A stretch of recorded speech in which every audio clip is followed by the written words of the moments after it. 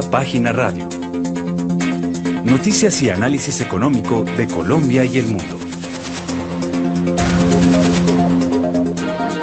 En esta cita desde las 6 de la mañana con la información económica de lo que pasa en Colombia y en el mundo en Primera Página Radio. Y hablemos de información internacional porque, como lo hemos estado contando, las expectativas de un recorte de tipos por parte de la Reserva Federal de los Estados Unidos, del Banco Central, están cada vez aumentando significativamente, por lo menos en comparación con la semana pasada. Y esto son impulsadas, esas expectativas, principalmente por datos estadounidenses más débiles y un cambio en el precio del mercado después de que varios responsables de la política monetaria se mostraran más cautelosos sobre mantener una política demasiado restrictiva. Los mercados monetarios ahora implican una probabilidad cercana al 87% ya de un recorte de un cuarto punto en la reunión de diciembre frente al 40% que se había mantenido hace algunas semanas. Aún así, los inversores todavía están manteniendo esta cautela, preocupados ante la debilidad de los datos económicos que no traduzcan este apetito por el riesgo sostenido si las condiciones económicas llegan a empeorar durante el invierno. Todas las miradas están centradas en el discurso hoy del presidente de la Reserva Federal de los Estados Unidos, Jerome Powell. Y ante esto, pues hay mucho que decir, ya que los inversores van a tener la oportunidad de escucharlo antes de esta última reunión del año del Comité Federal de Mercado Abierto, el FOMC, que va a tener lugar la próxima semana, 9 y 10 de diciembre. Powell tiene previsto intervenir en una serie de conferencias conmemorativas y estas pues van a dar lugar, se espera, a unas pistas sobre lo que puede hacer esta reunión que se va a cumplir la próxima semana. Va a ofrecer unas breves palabras y va a participar también en una mesa redonda con otras autoridades para hablar sobre las contribuciones a la política económica. Vamos a estar atentos a ver qué sucede frente a estas actividades en las que hoy va a estar participando el presidente de la FED para conocer qué podría estar pasando la próxima semana. 6 de la mañana, 15 minutos, un mensaje y ya seguimos. Tu negocio avanza con la confianza que te da Movistar Empresas. Activa Movistar Total con fibra de 900 megas más pospago sin fin y disfruta de beneficios exclusivos como descuentos especiales, preventas de Movistar Arena y mucho más. Compra ya en www.movistar.com.co/empresas. 6 de la mañana, 15 minutos y seguimos con más noticias relacionadas con el mercado, pues iniciando diciembre con la caída del Nikkei, y les vamos a contar también cómo se está comportando Europa y Latinoamérica. En Primera Página Radio, las bolsas del mundo.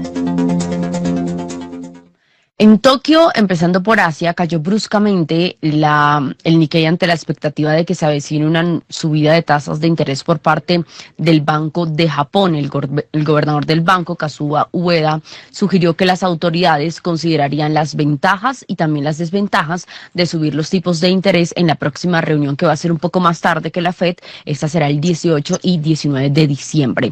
Lo que ha dicho el gobernador es que insinúa que no existe una oposición clara por parte de la nueva primera ministra, Sanai Takaichi, y un destacado defensor de política monetaria más flexible frente a esta subida, o posible más bien subida de tasas en Japón. Sería, eso sí, el primer aumento de tipos desde que abandonó los tipos negativos a principios de este año.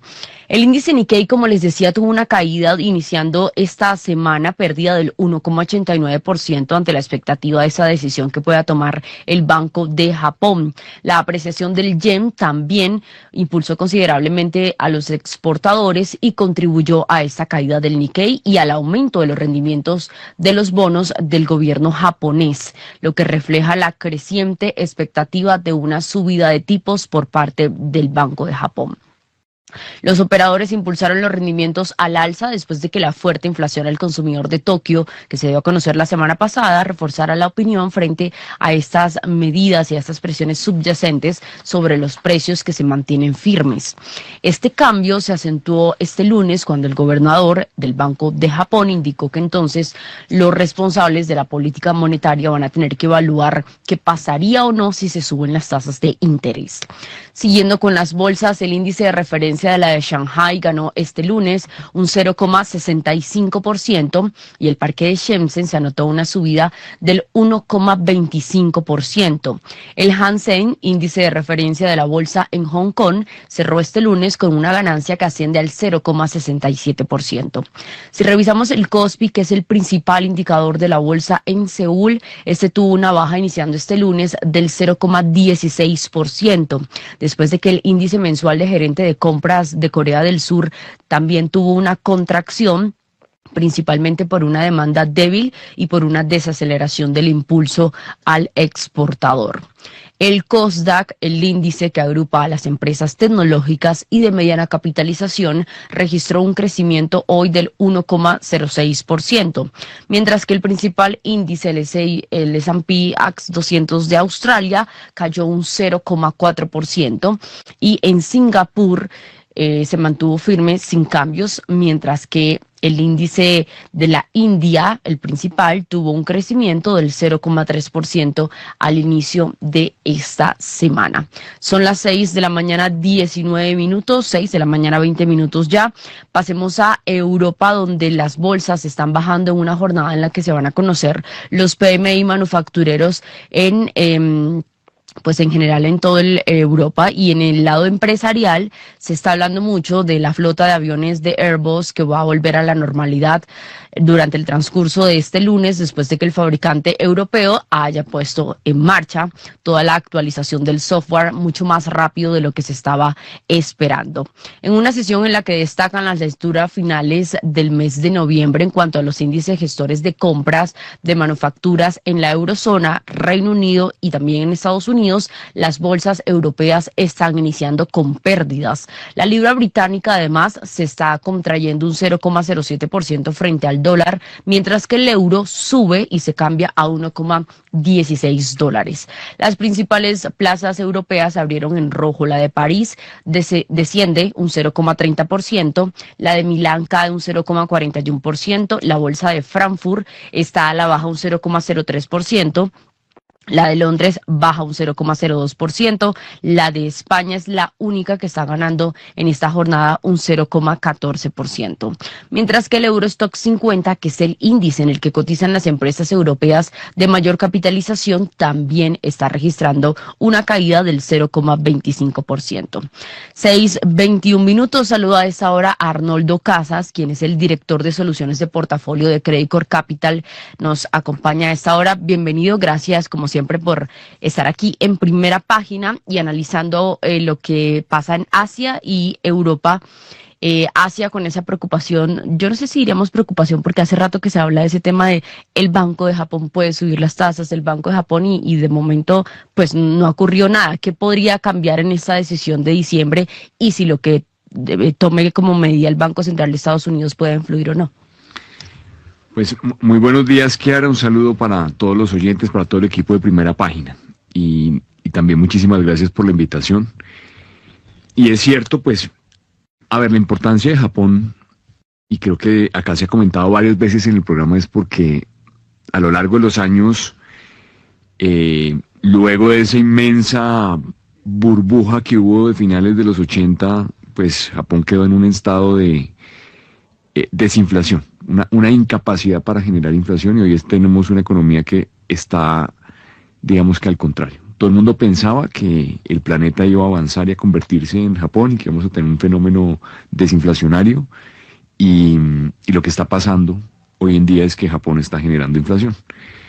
Y esto responde naturalmente a un tema puntual, y es que toda esa, digamos, luego de la caída, digamos, del muro de Berlín, y después de que el mundo se vuelve de alguna manera plano en palabras, digamos, incluso de la literatura, pues entró al planeta una cantidad de oferta laboral por parte de Europa Oriental y por parte de China, que abarató los costos en el planeta y que le permitió a Japón sacar su producción a otras geografías y mantener, digamos, un control de precios. Hoy esa situación ya no está vigente. Toda la Europa Oriental y también China empieza a tener el mismo problema demográfico que tuvo Japón, y lo que estamos viviendo es una inflación por el lado de los costos de la mano de obra a nivel global. Es una realidad, está pasando en todos los países y lo mismo está empezando a ocurrir en Japón. Entonces, un país que había estado siendo muy laxo en términos monetarios para estimular su economía y manteniendo sus tasas de interés supremamente bajas para mantener la competitividad, hoy se está viendo afectado por un fenómeno contrario. Y es esa presión en los precios, que pone obviamente al Banco Central en una postura un poco diferente a lo que veníamos haciendo, y pues por supuesto amenaza con la elevación de tasas y la digamos un poco la normalización monetaria, que es algo distinto a lo que habíamos estado viendo en la última década particularmente. Y eso tiene pues una trascendencia gigantesca a nivel global, porque pues recordemos que mucha gente se endeudaba en yenes para hacer inversiones en el resto del planeta, donde las tasas estaban o en ceros o negativas, Más tranquilas. y esto ya no va a estar ocurriendo. Entonces, ¿cuál es la gran amenaza para la economía global? Pues que esto promete encarecer un poco el costo de capital y sobre todo afectar esas transacciones apalancadas que hay entre diferentes geografías y que estaban financiadas en moneda japonesa. Y para el caso de Japón, pues naturalmente cambia y pone al sector financiero a invertir en sus propios bonos, que eso no pasaba anteriormente, a sustituir las reservas por bonos del tesoro, por bonos japoneses, que eso es diferente para los bancos centrales y sobre todo para el sector asegurador. Y en términos de la economía, pues pone a la población a operar de una manera diferente, ¿no? Entonces, creo que ese es el tema hoy en día que hará con el tema japonés. ¿Puede esto también afectar la liquidez? Sí, por supuesto. O sea, al final lo que está pasando, lo que ha venido pasando a lo largo de los años es que Japón fue un gran exportador y en el proceso de exportar acumuló reservas y en el proceso de acumular reservas compró bonos del tesoro. Entonces, si hay un viraje estructural en ese aspecto, vamos a tener un actor que no va a estar demandando los bonos del tesoro. Y eso promete naturalmente pues primero cambia esa curva de oferta, digamos, sobre todo en los títulos más largos de los bonos del tesoro norteamericano, y esa liquidez que se queda en Japón, porque al final no viaja, influye, termina generando una liquidez o un impacto en liquidez en los mercados internacionales de capitales. Mucho seguimiento entonces a lo que pasa en Japón o a lo que va a pasar este próximo 18 y 19 de diciembre con la decisión del Banco de Japón. Pasemos a las 6 de la mañana, 25 minutos, a conocer nuestra región Latinoamérica. Las bolsas latinoamericanas en Primera Página Radio. Wall Street terminó noviembre este viernes con números en verdes, pero el índice tecnológico Nasdaq anotó unas pérdidas mensuales por el temor de los inversionistas a esto de la burbuja en temas de inteligencia artificial. En el cómputo mensual, el Nasdaq tuvo una baja del 0,9% por las caídas de acciones tecnológicas, especialmente en las últimas semanas del pasado mes, algo que también presionó al Standard & Poor's, que tuvo una pérdida un poco menor del 0,4% hablando del mes completo, mientras que el Dow Jones de Industriales, por su parte, tuvo una sumatoria del 0,4% durante el mes de noviembre. Hablando del viernes, puntualmente en Latinoamérica, el índice verbal de la Bolsa de Comercio de Buenos Aires ganó un 0,21%, mientras que la de Sao Paulo también tuvo un alza, en este caso del 0,45% con el índice Ibovespa.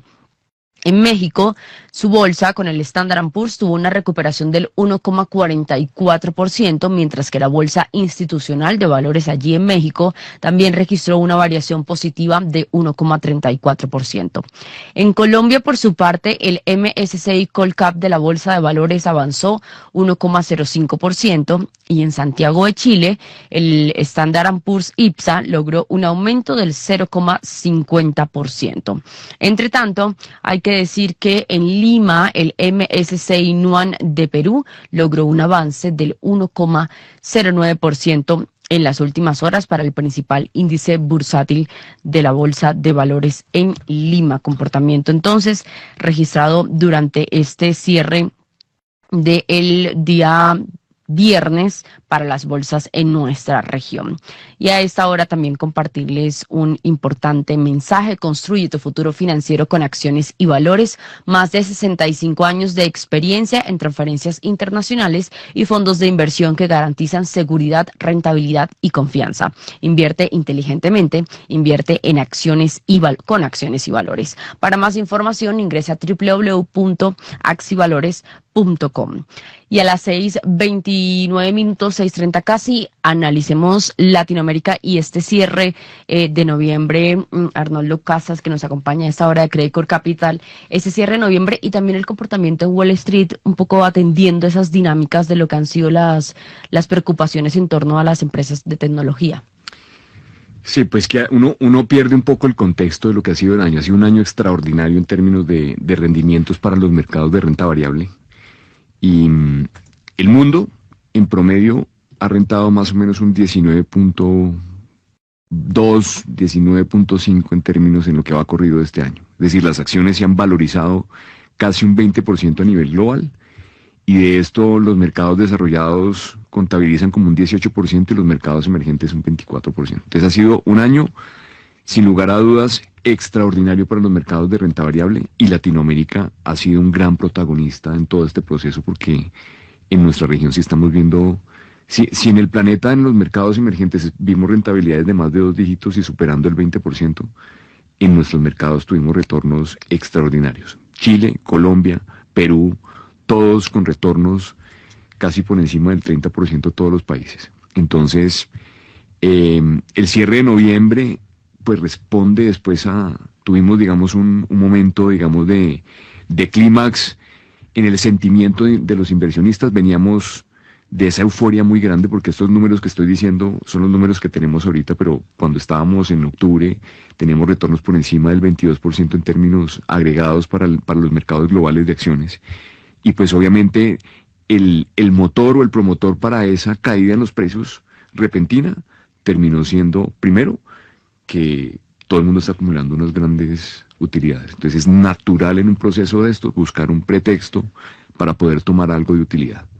Y eso se dio en octubre, todo el tema del cierre del gobierno de los Estados Unidos, todo el tema de la incertidumbre frente a los resultados de las compañías, y luego de que Nvidia publica sus resultados y le da de alguna manera confianza a los mercados, pues tenemos un cierre de noviembre otra vez, digamos, ligeramente en positivo. Y en ese proceso, pues Latinoamérica en su escenario positivo, principalmente por el viraje político que está teniendo la región, ¿no? Y que yo creo que en el caso de Chile es absolutamente tangible y evidente lo que terminó pasando con el resultado electoral y lo que ocurrió previo a eso. Digamos, una muy buena expectativa con relación a los resultados electorales que promovió las valorizaciones en Chile.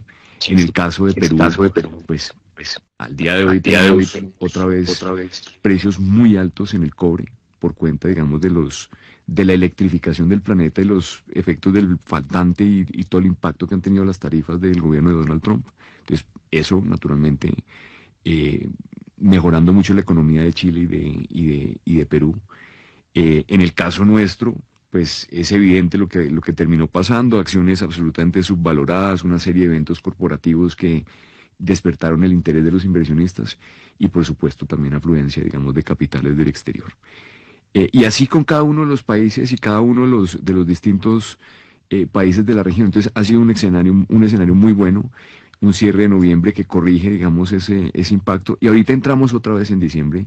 Uh-huh. y usted inició el programa con lo que está pasando hoy otra vez el mercado volviéndose a preguntar qué va a pasar con las tasas de interés, si esto es una burbuja en el tema de la inteligencia artificial o no. Y la realidad es que los mercados de alguna manera vienen, yo no diría que sobrecomprados, pero sí necesitamos otro tipo de elementos y de noticias para que se extiendan las valorizaciones con la contundencia que ha sido este año. Creo que los precios de las compañías a nivel global tienen muy bien, digamos, reconocido en el precio el valor justo de las compañías, cosa que no ocurre en Latinoamérica, y por eso yo creo que todavía tenemos un gran una gran oportunidad hacia adelante. Un gran reto. Dicho esto, como lo ha planteado Arnoldo, ¿es un buen momento en estos para las personas invertir en el mercado, en diferentes portafolios? ¿Y hacia dónde mirar? Mire, yo creo que esa pregunta es muy habitual, muy frecuente. Uh-huh. ¿Cuándo es el mejor momento para invertir? ¿Cierto? Porque uno quisiera siempre comprar en el mínimo y vender en el máximo. Eso es muy difícil. Yo que creo frente a la coyuntura que está ocurriendo hoy en día. Ciertamente los mercados accionarios globales están un poco altos en este momento. Creo que va a haber un mejor momento de entrada de cara al 2026. ¿Cuál es nuestra visión de cara a los mercados accionarios internacionales? Evidentemente no vemos ninguna amenaza hoy en día que genere, digamos, una corrección fuerte. O sea, todavía no lo estamos viendo, pero sabemos que los precios están tan altos que para que esto atraiga nuevos capitales tiene que o haber una corrección o un factor que sí ha estado presente en los mercados, sobre todo en el último trimestre o en el último semestre realmente, que son las recompras de acciones. Lo que ha estado subiendo los precios de las acciones en Estados Unidos han sido las recompras, casi 1.3 trillones de dólares de recompras en acciones, y eso promovió las valorizaciones. Si ese factor vuelve a estar presente el otro año, muy seguramente el mercado puede seguir avanzando, porque al final los múltiplos de valoración se corrigen. Aquí voy a decir una palabra y ojalá no me malinterprete, pero de alguna manera de forma artificial, porque la recompra de acciones mejora las utilidades por acción de alguna manera y eso le da espacio a que haya valorizaciones hacia adelante. Entonces, si ese factor está presente, hay que invertir. A su pregunta concreta, yo creo que hay que buscar espacio en los mercados emergentes. En los mercados accionarios emergentes va a haber una gran oportunidad el próximo año. Yo creo que tanto el dólar como la desvalorización que hay en muchos de estos mercados va a ser una oportunidad. Nosotros, de alguna manera, ahí estamos viendo las oportunidades, pero no hay que dejar de tener acciones. Entonces, yo creo que un poquito el mensaje acá es prudente con los mercados desarrollados, muchas oportunidades en los mercados emergentes, y los mercados de bonos, yo creo que muy aburridos.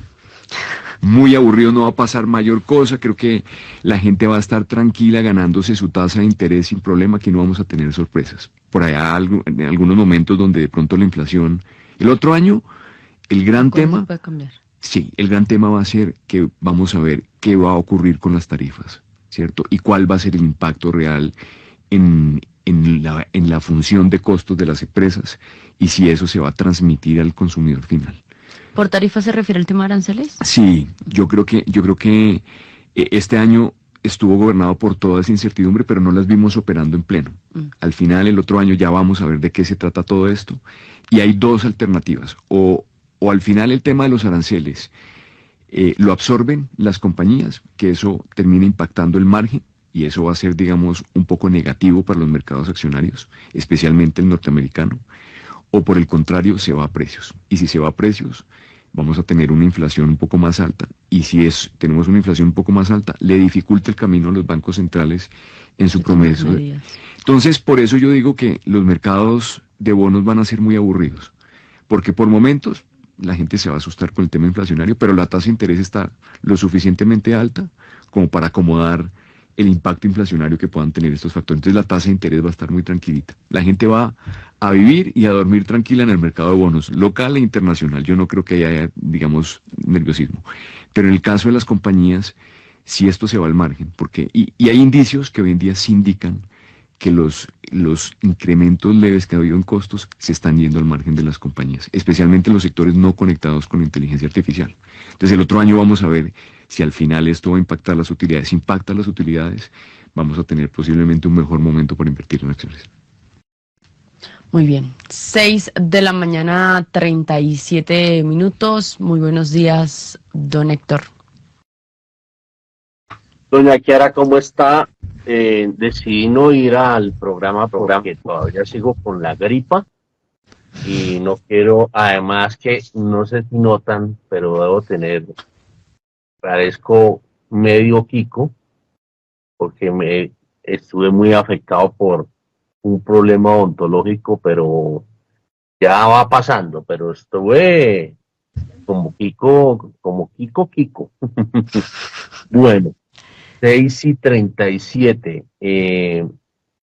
Ustedes están hablando de bonos. Yo no sé si Kiara vio el reporte de primera página sobre bonos. Espéreme, reviso. Acaba, Ya se acaba desvalorizan. de salir. ¿Sí? ¿Por qué no miramos esa nota mientras yo encuentro algo eh, que está en línea con lo que está hablando Arnoldo Casas? Sí, señor, y es que las tasas de bonos de Estados Unidos suben a medida que los operadores aumentan esta apuesta de los recortes por parte de la Reserva Federal. El bono del Tesoro a 10 años gana más de 2 puntos básicos y se sitúa en 4,04%, mientras que el rendimiento del bono a 30 años sube 3 puntos básicos, situándose en 4,70%.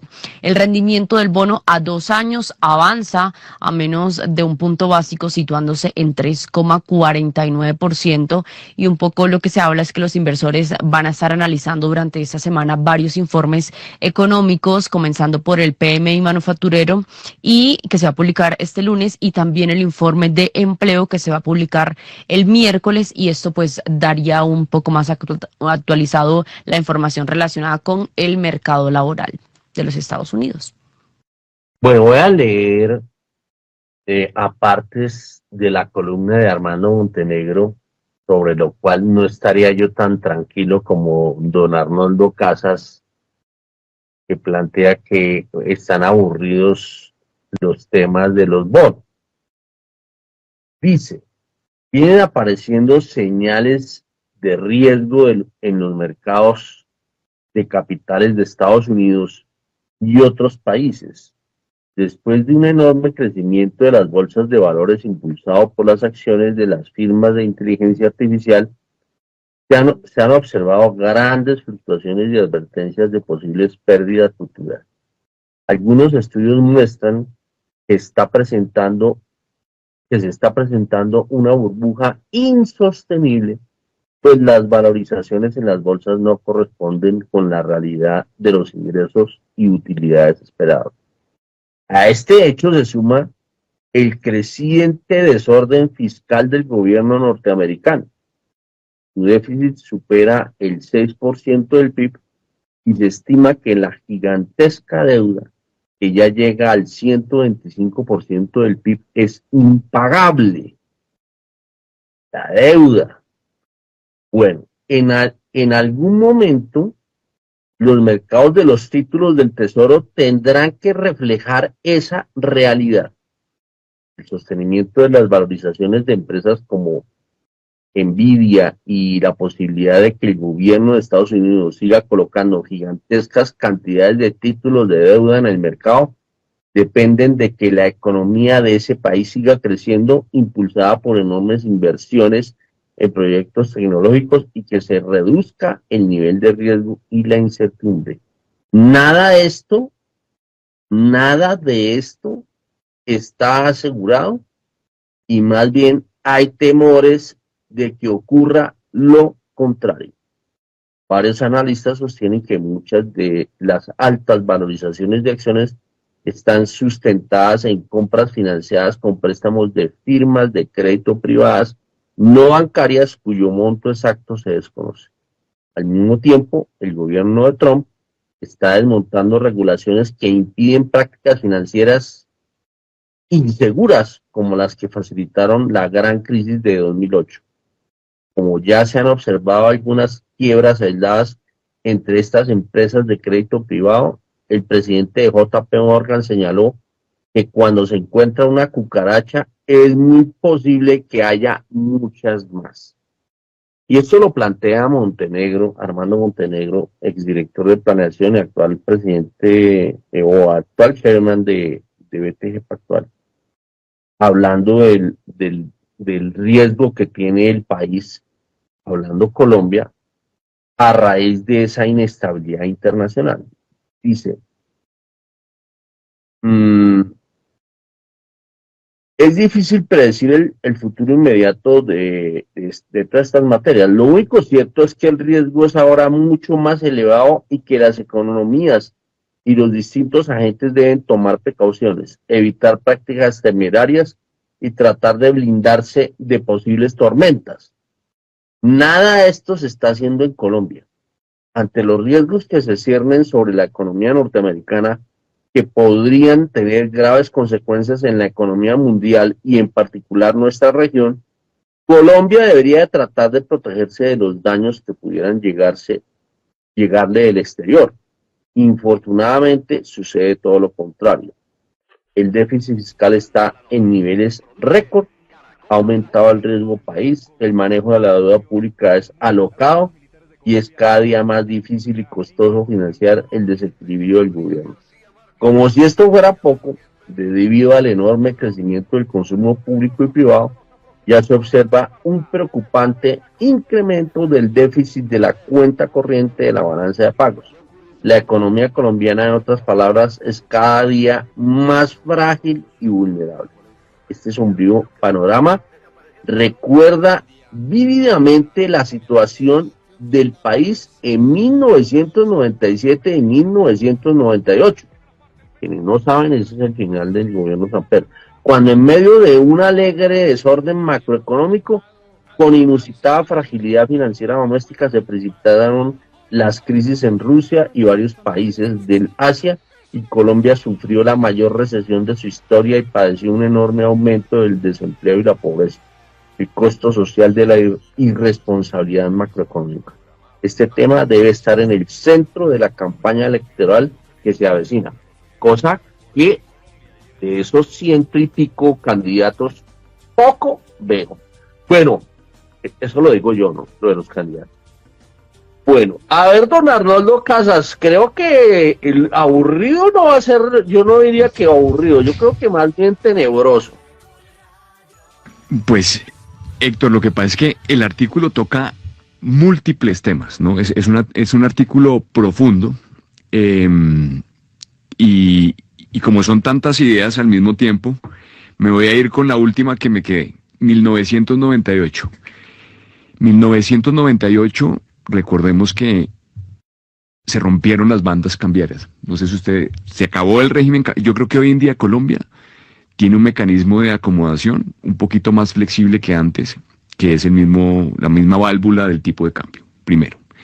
Segundo, antes de 1998, la gran financiación de Colombia se daba en los mercados internacionales, y cuando se cerró, digamos, el mercado de capital para los emergentes, pues obviamente pasamos aceite en esos años, pero dio origen al mercado de TES, que coincidió con los fondos de pensiones obligatorios, los fondos privados, ¿cierto? Y una gran financiación de la deuda pública a través del ahorro de los colombianos, el ahorro pensional, que permitió dinamizar el mercado nuestro y abrir dos fuentes de financiación, la interna y la externa. Hoy, por varios años, Colombia no había tenido la intención de financiarse en los mercados de capitales del exterior. Hoy yo creo que después de lo que pasó, y sin ser promotor de ni dar un adjetivo calificativo sobre lo que ha hecho el gobierno con su operación del total, del swap, digamos, de la deuda pública por la deuda externa, creo que hoy volvemos a tener los dos mecanismos de financiación abiertos, y esto para decir que una crisis internacional necesariamente va a tener que ser acomodada por el ahorro nacional, que está en el balance de los fondos de pensiones y también está en el balance de las instituciones financieras. Entonces yo creo que desde el ángulo de la financiación tenemos dos fuentes, y estamos hoy en día, en mi opinión, menos vulnerables desde el ángulo de las fuentes comparado con lo que fue en 1998. Yo creo que eso sí es una realidad. Sobre lo que está pasando afuera, que yo creo que también eso no hay que desconocerlo. La financiación norteamericana, sobre todo la corporativa, ha ido migrando a un esquema privado donde no participan los bancos, que son básicamente fondos de crédito que tienen una estructura de financiación muy diferente a las de los bancos y donde no hay riesgo de liquidez. ¿Qué pasó en el 2008? Que toda esa explosión del crédito, cuando se dio, pues obviamente si los bancos estaban apalancados 10-1 por las condiciones que le permite, pues obviamente en un momento de crisis, pues los bancos quebraron. Hoy en día el crédito está en fondos de inversión y los fondos de inversión tienen un apalancamiento inferior a lo que tiene el sistema financiero y en estructuras que son cerradas. La gente no puede retirar la plata. Cuando todo se financia a través de bancos, el depositante al final puede ir al banco, retirar la plata y quiebra los bancos. En el caso de la deuda privada, si hay un riesgo de crédito, pues el riesgo de crédito es puro. Se lo lleva el inversionista porque no puede hacer nada, no puede salirse. No puede salirse de esa estructura porque simplemente está blindado. Son estructuras que son a más de 10 años en su gran mayoría. Y pues por supuesto eso no conlleva un riesgo de liquidez, lo que sí pasó en el año 2008. Entonces, ¿qué sí pasa? Que hoy hay, cuando se habla de las cucarachas, en una parte del artículo, pues son esas cucarachas que han salido, ¿no? Hay unos de estos fondos que han sacado eventos de crédito, situaciones donde se ha prestado mal la plata y muchos de esos recursos se dice que está prestado a empresas que están conectadas con el boom de la tecnología y con la inteligencia artificial. Pero yo creo que eso va a quedar ahí en los balances de esos fondos y va a ser poco el camino, más allá de que haya algunos bancos que le hayan prestado a estos fondos algunos capitales, que sí lo hay. Pero hoy creo que la exposición del sistema financiero norteamericano a este evento de crédito es mucho más bajo que lo que vimos con la crisis hipotecaria del 2008. Entonces yo creo que eso por ese lado está. Pero se toca el tema de la deuda pública norteamericana y eso sí es una realidad.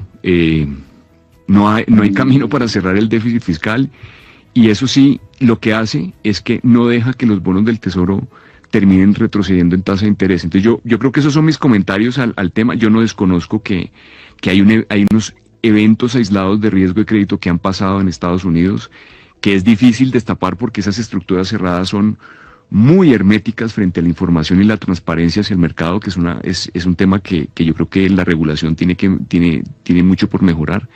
Y en el caso de Colombia, sí, estamos pasando por un momento complejo, pero siento que los instrumentos que tiene la economía colombiana para ajustarse hoy en día son distintos a los que tenía en 1998. No, le voy a decir a Armando Montenegro que usted, mejor dicho, le desarmó el artículo, hermano.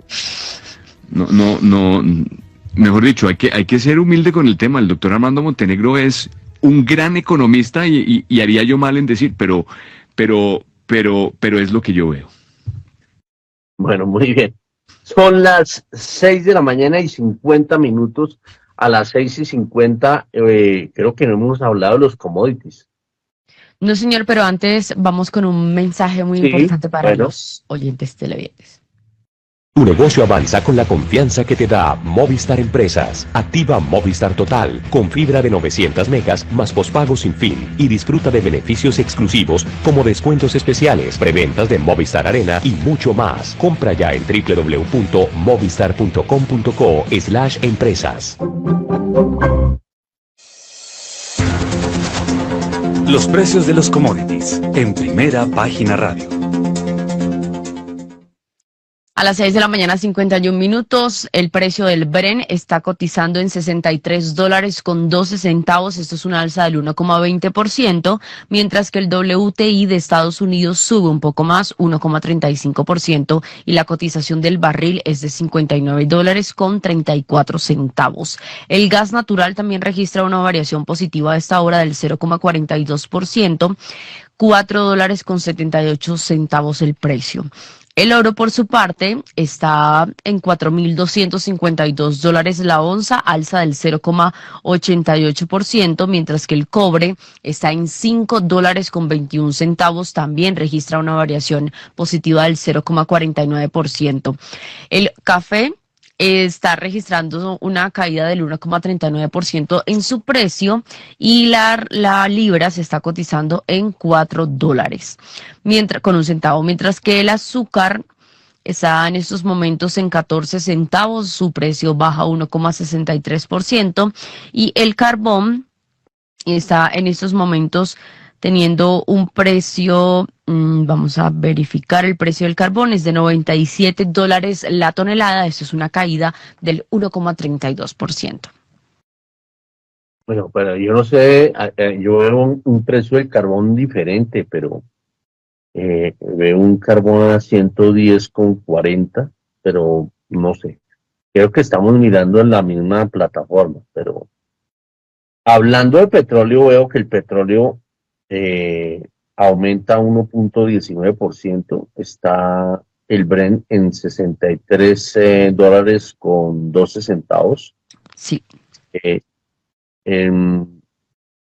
está por encimita de lo que estaba la semana pasada, que la semana pasada estuvo casi toda la semana alrededor de los 62 dólares. A ver, don Arnoldo Casas de Credicor Capital, ¿cómo está viendo usted los commodities? Pues Héctor, tal vez los protagonistas, hoy el petróleo realmente ha estado estable, si uno lo puede decir, a lo largo del año, sobre los, mejor dicho, 60, ahí ha estado gravitando el precio, pero donde sí ha habido un gran movimiento ha sido en el tema de los metales, ¿no? Tanto los preciosos como los industriales, creo que...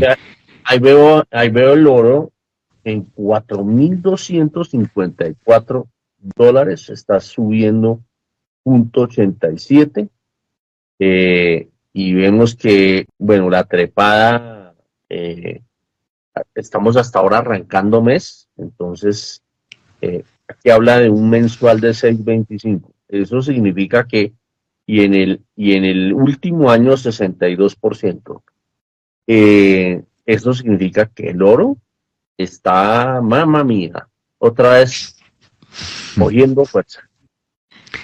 Sí, y eso pues obviamente ha impactado también el precio de la plata, ¿no? Que venía rezagado también y está subiendo.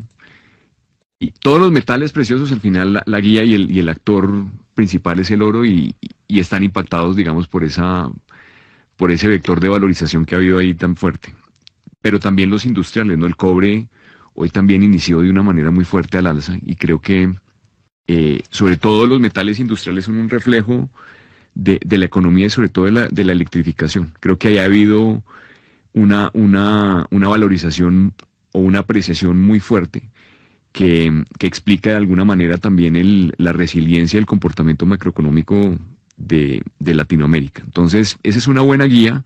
Lo que pasa es que no es tan buena guía para efectos inflacionarios, ¿no? Porque al final si las materias primas empiezan a encarecerse, pues eso termina impactando la función de costos y en algún momento pues también se puede ir a precios, que le dificulta el camino a los bancos centrales. Lo bueno es que la energía no ha estado subiendo de una manera tan fuerte. Ahora que don Arnoldo menciona la plata, nosotros tenemos reporte, don Héctor, precisamente del comportamiento que está teniendo la plata, un alza del 1,3% y sube a 57 dólares con 12 centavos la onza después de alcanzar un máximo histórico de 57 dólares con 86 centavos. Bueno, yo quiero a las 6:55, veo muy madrugadora a Laura Gabriel. A ver, doña Laura Gabriel, ¿qué noticia? Vamos a hablar por ahora solo de una. ¿Qué noticia grande nos tiene en el campo minero energético? Muy buenos días, Laura. Héctor, muy buenos días. Bueno, pues le tengo una noticia que acaba de salir y es de Ecopetrol, que inició la exportación petroquímica desde el puerto Buenaventura. La petrolera envió 1.400 toneladas de sileno y tolueno hacia Perú y Chile en un buque tanque producidos en la refinería de Barranca Bermeja y trasladados por carro tanques. De acuerdo con la compañía, pues esta proyecta exportaciones por aproximadamente, 6 millones de dólares anuales y un total cercano a 12.400 toneladas al año, Héctor.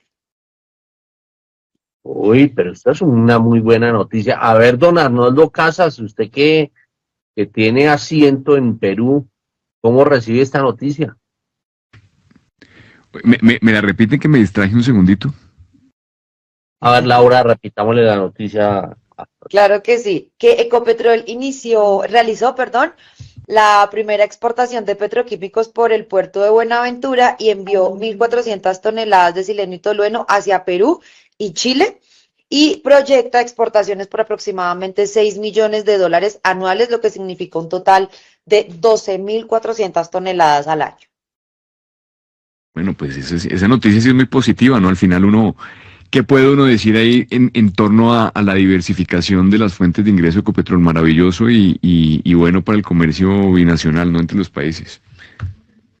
Bueno, hace poco nos hablaba Julián García, expresidente de TGI, de la posibilidad de que se importe gas del Perú. Quién sabe si eso en algún momento se va a cocinar.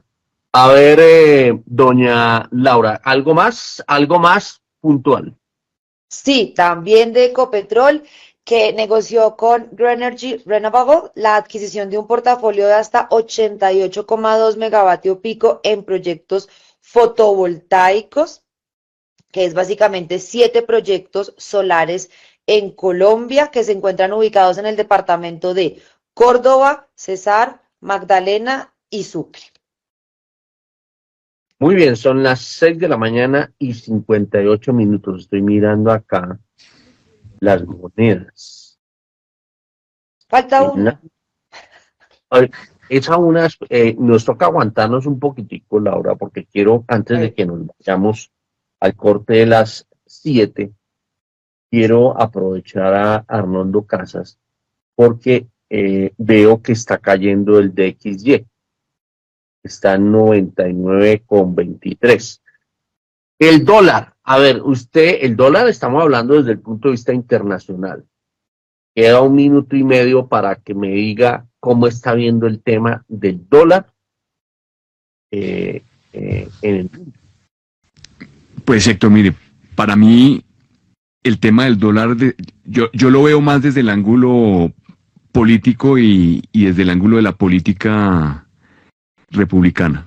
Uno se va hacia atrás, todos los gobiernos republicanos, salvo el de George Bush, papá, tuvieron una depreciación promedio de más del 15% en torno al dólar. Entonces creo que es una postura republicana, creo que la depreciación del dólar es una intención deliberada de Estados Unidos para poder mejorar su déficit de la balanza comercial, y creo que hacia adelante, aunque hay mucha gente que lo ve rebotando, yo siento que vamos a tener un entorno mucho más débil para el dólar. Bueno, son las 7 de la mañana. 6:59. ¿Qué me decía Kiara? Que el reloj marca las 7 de la mañana en punto. Pues a mí no me marca las 7 de la mañana. Son las 6:59. Ahora sí, cambió a las 7. Vámonos a las 7, al corte de las 7, doña Kiara.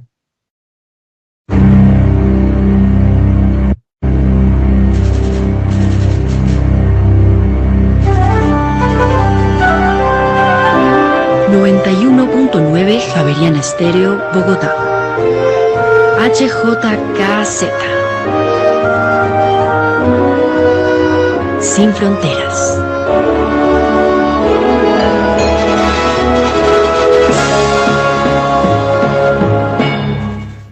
Bueno, a las 7:10 yo le iba a decir a Kiara que miráramos la noticia del country, de la clínica del country, porque yo acordándome de eso, es que Patria gana la puja, porque detrás mire esta noticia que la produjimos hace un muy buen tiempo, y era que los Pacheco estaban entrando en la puja por las clínicas country y la Colina. Y veíamos que también estaban compitiendo la Marley y la Fundación Santa Fe, aseguradoras, pero veo que quien se ganó el pastel fue Patria. A ver, ¿tenemos esa noticia, la de Patria? Sí, señor. Patria Investment se queda con Colmédica y también con las clínicas del Country y la Colina aquí en Colombia. Y es que Unity Health Group, este grupo, acordó vender su último negocio en Sudamérica, Banmédica, al grupo brasileño de capital privado Patria Investment por $1.000 millones, según unas fuentes que se han conocido del sitio de Estados Unidos CNBC. El acuerdo se firmó este fin de semana y se espera un anuncio para el día de hoy, que era lo que nos estaba contando Marixa. Cabe señalar que Unity Health ha estado tratando de salir de Latinoamérica desde el 2022 y ya había vendido sus operaciones, don Héctor, tanto en Brasil como en Perú. La venta de Banmédica, que opera en Chile y también aquí en Colombia, había estado en discusión desde hace casi un año y finalmente pues la compañía contaba con 1,7 millones de afiliados a planes de salud en 7 hospitales y 47 centros médicos médicos, según datos que se conocieron hasta el mes de julio, luego de su desinversión en Perú. La salida de la región supone entonces eliminar otra distracción de los esfuerzos de reestructuración liderados por el CEO Stephen Hensley, quien volvió al cargo durante el mes de mayo, después de liderar la empresa entre 2006 y 2017. Así que finalmente se queda Patria Investment con Colmédica y con las clínicas de El Country y La Colina aquí en Colombia tras este acuerdo que se ha logrado. Bueno, son las 7 de la mañana y 13 minutos. Óigame, Kiara, ¿por qué no vamos con buenos mensajes de Movistar? Sí, señor, adelante. Tu negocio avanza con la confianza que te da Movistar Empresas. Activa Movistar Total con fibra de 900 megas más pospago sin fin y disfruta de beneficios exclusivos como descuentos especiales, preventas de Movistar Arena y mucho más. Compra ya en www.movistar.com.co/empresas. Bueno, a las 7 de la mañana y 13 minutos, vámonos con los tres pegaditos, ya que veo conectado a Nicolás y a Edgar Layton. ¿Cómo andan las tasas de interés? En Primera Página Radio. Buenos días, Héctor. De igual manera para los analistas, los compañeros y los oyentes.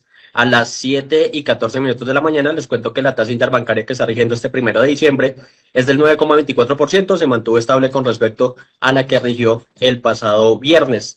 En materia de los test, les cuento que la referencia de noviembre del 2025, que básicamente tuvo su vencimiento en la jornada del viernes, cerró en una tasa del 8,04% finalmente. Los test abril del 2028 cayeron en tasa 2 puntos básicos, se ubicaron finalmente en 11,20%. Los test a junio del 2032 también bajaron levemente un punto básico y llegaron a una tasa del 12,39%. Los test a febrero del 2033 cayeron 8 puntos básicos en tasa, finalmente llegaron a ubicarse en 12,43%. Los test a octubre del 2034 cayeron 11 puntos básicos a una tasa del 12,40%. Y los test a octubre del 2050 subieron 2 puntos básicos en tasa al 12,59%. En Primera Página Radio, el informe de las monedas.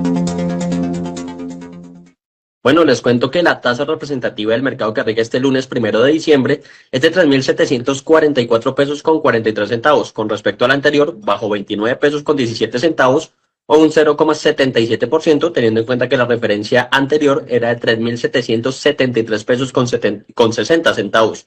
En el spot, el dólar cerró sobre los 3.755 pesos, es decir, que subió 26 pesos, teniendo en cuenta que el cierre anterior era de 3.729 pesos. Ya en la modalidad Next Day, el dólar se ubicó finalmente en 3.747 pesos, por lo que si comparamos el Next Day versus el spot, hubo una caída de 7 pesos con 75 centavos. La revaluación en lo corrido del año llegó al 15,08%, subió 67 puntos básicos. La revaluación en los últimos 12 meses llegó al 15,28%, también aumentó 92 puntos básicos y entre octubre y noviembre en este caso, el peso colombiano se fortaleció 3%. En Primera Página Radio, las acciones de Colombia. Muy buenos días, Héctor, y a nuestros analistas. Les cuento efectivamente que en la más reciente jornada bursátil local, el índice MSCI Colcap repuntó 1,05%, se acerca nuevamente a los 2.100 puntos, culminó en 2.073 con 28 unidades. Montos relativamente bonitos, preferencial Grupo Sura 25.000 millones de pesos, Grupo Sura 22.000 millones de pesos, ISA 19.000 millones de pesos, preferencial Cibes 13.000 millones de pesos y Ecopetrol 13.000 millones de pesos. Al alza, preferencial de vivienda Group, la nueva acción, 3,51%, 29.500 pesos, Celsia 3,02%, 4.945 pesos y Corficol CF avanzó 2,76% a 18.600 pesos. Entre tanto, en negativo, ETB 7%, 46 pesos con 5 centavos, Semargos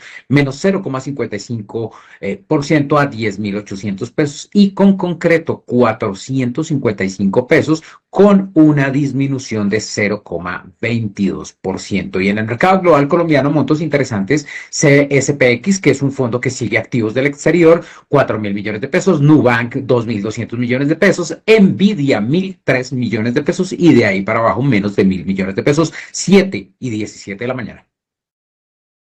Bueno, a las 7:17 quiero reconectar a Nicolás Espinosa para que peguemos una ojeada, porque nosotros en Primera Página hacemos una tarea interesante, y es que miramos el comportamiento de los diferentes indicadores en lo corrido del año y en el último año, y en el último mes, a raíz de que el viernes fue el último mes de noviembre. Yo veo aquí la tarea, por lo menos, para sorprender a don Edgar Leighton, les cuento que el MSCI Colcap en lo corrido del año se ha valorizado 50,28%. Pero dejemos que sea el que mació las cifras, que es Nicolás Espinosa, que nos haga un resumencito, no comentar o no darnos todos los datos que usted trabaja, pero hagamos un resumencito. Empecemos por en lo corrido del año en materia de monedas. A ver, ¿qué tiene usted, Nicolás? Bueno, doctor, en materia de monedas, ya teniendo en cuenta, como usted lo dijo, que el viernes fue el último día hábil de noviembre, pues obviamente al corte del 28, tenemos que básicamente en materia de la tasa representativa del mercado, de la TRM, entre diciembre y noviembre del presente año, tenemos una revaluación del peso del 15,08%, por ejemplo. Eso refiriéndonos puntualmente a esa tasa de cambio, a la que sirve básicamente de referencia. Ya si miramos otras monedas de la región, por ejemplo, en este caso hablamos de el peso chileno, que es también muy importante por el tema de la integración regional, pues tenemos que también tiene una revaluación importante, si se quiere, en lo corrido del 2025, ya que tenemos básicamente que ha avanzado más incluso del 10%, al igual que la Bolsa de Chile. Digamos que se mantiene muy de la mano ese movimiento, ya que la bolsa chilena, por ejemplo, medida a través del IPSA, que es el principal índice de esta bolsa, tiene una revaluación o un movimiento positivo, si se quiere, de el 50,95%, muy parecido al MSCI Colcap, esto comparando diciembre contra noviembre. Y en el caso del MSCI en general, hablamos de la bolsa de Lima, también tiene un avance positivo del 34,16%. Eso es a modo general lo que ha pasado en materia del año corrido. Oígame, Nico, qué pena, lo voy a devolver a la relación de dólar-euro y a la relación de dólar-libra esterlina. Ok. Porque ahí hay dos datos bastante interesantes. A ver, Nico.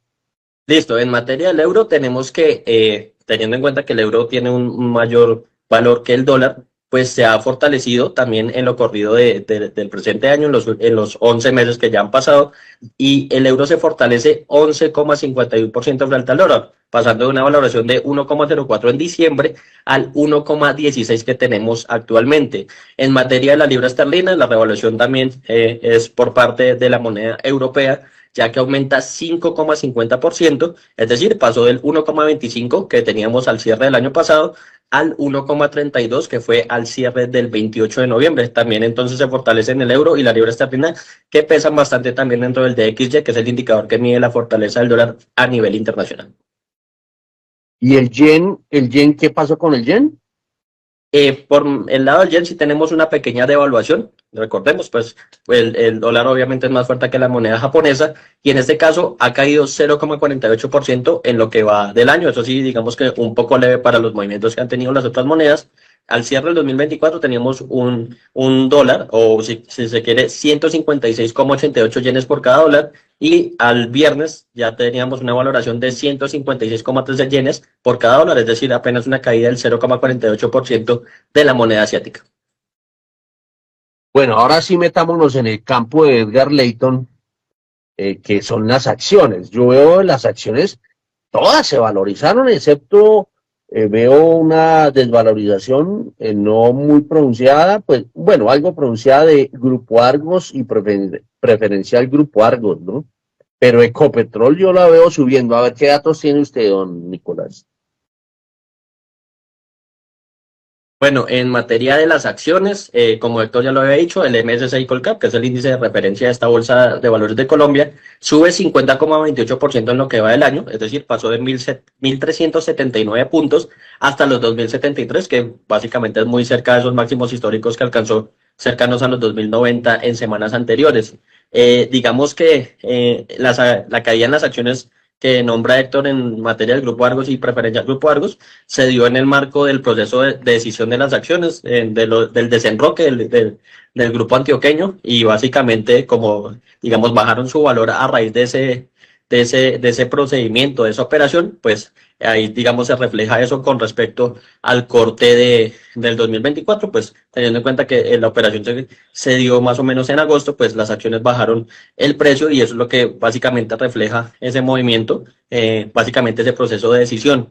La acción, digamos, más valorizada, eso sí, sigue siendo la acción de Mineros, que sube 252,53% en lo que va del año. Al cierre del 2024 teníamos un valor por acción de 4.255 pesos y ya pues al cierre del 28 o con corte al 28 de noviembre del presente año tenemos una valoración de 15.000 pesos por título. Es, digamos, la acción que tiene mejor comportamiento a esta altura. La acción del Grupo Energía Bogotá también sube 32%, Celsia gana 34%, Ecopetrol gana 12%, Interconexión Eléctrica gana 50%, Grupo Cibers en su acción ordinaria 70%, su acción preferencial también del Grupo Cibers 67%, Grupo Sur avanza 48% en su acción ordinaria, la acción preferencial gana 73%, la acción ordinaria del Grupo Bolívar también avanza 47%, la acción ordinaria del Grupo Aval 67%, la preferencial del Grupo Aval 71%, y pues ahí las más importantes, la preferencial también de la vivienda gana 50% en lo que va del año. Y Corfi avanza casi 27%. Sí, muy buenos datos, esas variaciones a uno queda uno sorprendido. Eso obviamente todos los días lo comentamos, pero al mirar el año corrido, es decir, en los primeros 11 meses, pues la cosa llama la atención. Miremos los test un poco, Nicolás. La interbancaria, pues vemos que no, la diferencia no es mucha, pero miremos los test 2020, del 2025 en adelante.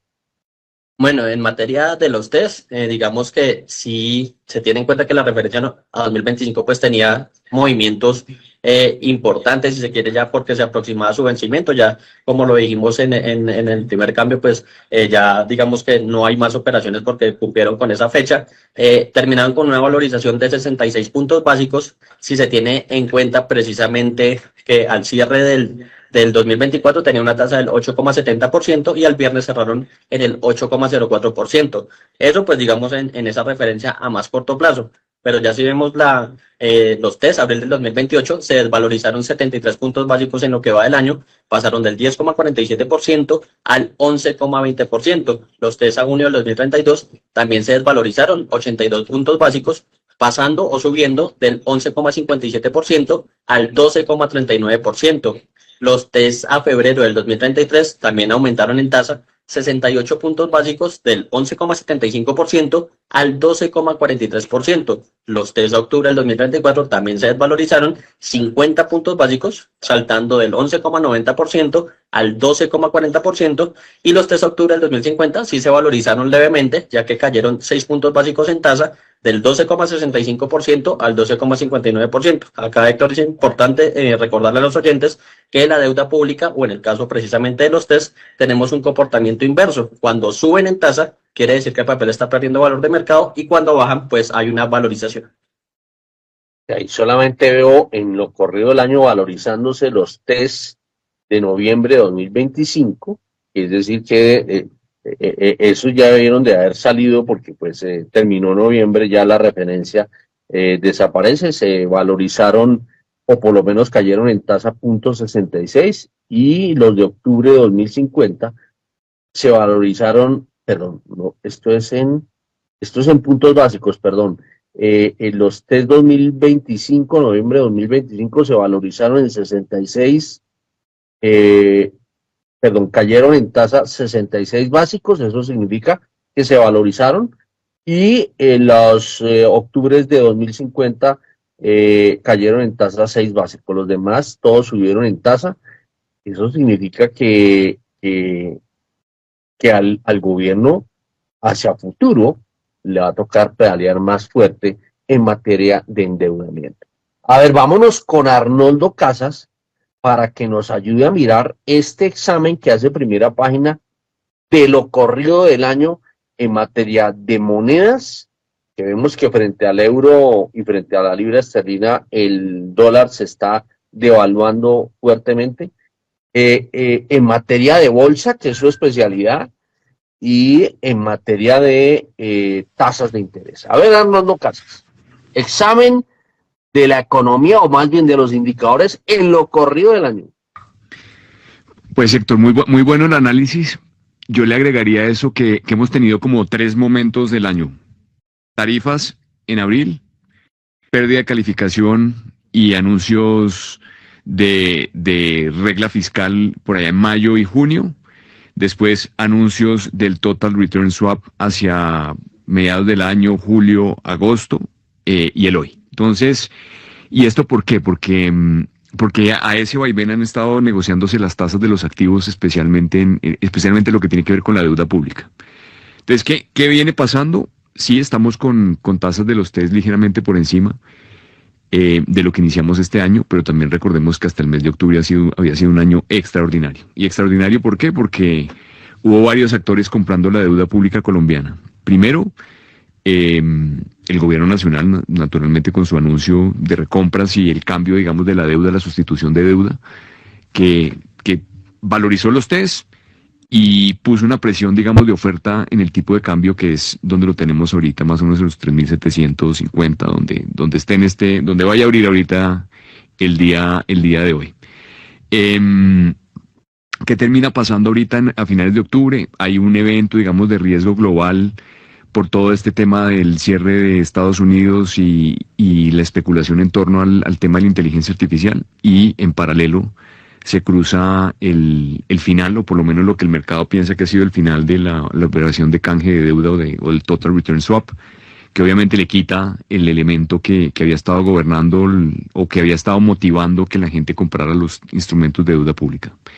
Este es un mercado, yo diría que unidireccional, y parte de las subidas que hemos tenido, sobre todo en la parte más larga de la curva, responde a que no hemos tenido suficientes compradores. Y eso me lleva naturalmente a conectarlo con el tema de las acciones, que ocurre exactamente lo mismo, y me voy a referir a eso ahorita en un minutico. Entonces, ¿dónde estamos ahora? Con tasas de interés en los TES bien altas. Son tasas reales que superan el 7% en los títulos.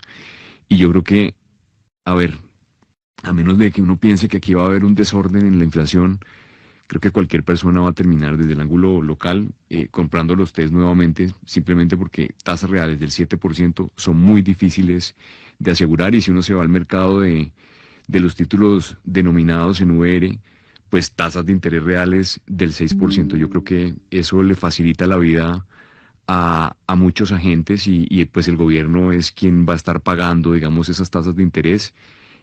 Hoy los títulos en el mercado están a eso, entonces yo creo que las mismas fuerzas de mercado van a volver a hacer que vuelva esa demanda, especialmente la demanda institucional, que tiene un pasivo que debe cubrir en función de la inflación, y a eso me refiero, digamos, un poco con los fondos de pensiones y también con todo el sector asegurador, que va a estar creciendo para atender todo el tema de las rentas vitalicias. Entonces yo creo que es un caramelo, un bocato de Cartinelli para los que tienen que hacer una cobertura relativa a la inflación, y eso va a prometer una demanda futura que seguramente va a venir acompañado con un descenso en las tasas de los TES hacia adelante en los próximos meses.